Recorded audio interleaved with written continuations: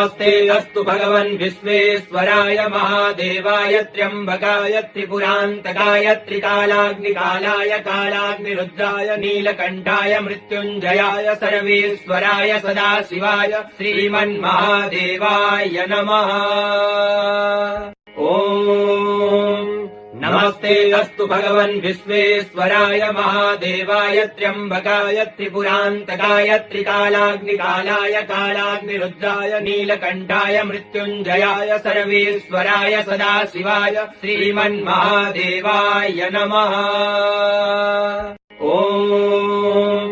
नमस्ते अस्तु भगवन् विश्वेश्वराय महादेवाय त्र्यम्बकाय त्रिपुरान्तकाय त्रिकालाग्निकालाय कालाग्निरुद्राय नीलकण्ठाय मृत्युञ्जयाय सर्वेश्वराय सदाशिवाय श्रीमन्महादेवाय नमः।